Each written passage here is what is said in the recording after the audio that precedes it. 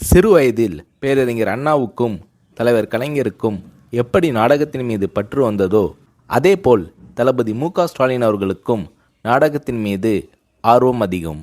அவர் வளர்ந்த சூழ்நிலை அரசியல்வாதிகளின் கருத்துக்கள் உலா வந்த காலம். அவர் உள்ளத்தில் பதிவான செய்திகளாக இருந்த காரணத்தால் அண்ணாவைப் போல் கலைஞரைப் போல் மு.க.ஸ்டாலின் அவர்களும் 1971ஆம் ஆண்டு நடைபெற்ற பொதுத் தேர்தலில் ஒரு பிரச்சார நாடகத்தை நடத்தினார். முரசே முழங்கு என்று பெயர். நாடகத்தில் தலைவர் கலைஞர் வேடத்தை தளபதி அவர்கள் ஏற்று நடித்தார். நாடகத்திற்கு எம்ஜிஆர் அவர்கள் தலைமை தாங்கினார்.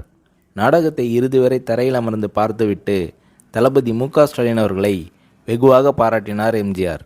தளபதி மு.க.ஸ்டாலின் அவர்கள் அந்த இளம் வயதிலேயே எம்ஜிஆர் அவர்களிடம் எவ்வளவு நெருக்கமும் உரிமையும் பெற்று வளர்ந்தார் என்பதற்கு முரசே முழங்கு நாடக அரங்கேற்றமே ஒரு உதாரணமாகும்.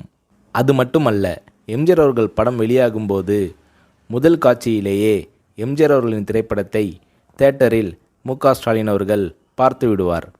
எம்ஜிஆர் அவர்களும் தொலைபேசியில் தொடர்பு கொண்டு, என்ன தம்பி படம் பார்த்தியா, படம் எப்படி உள்ளது என்று ஸ்டாலின் அவர்களிடம் கேட்பார்.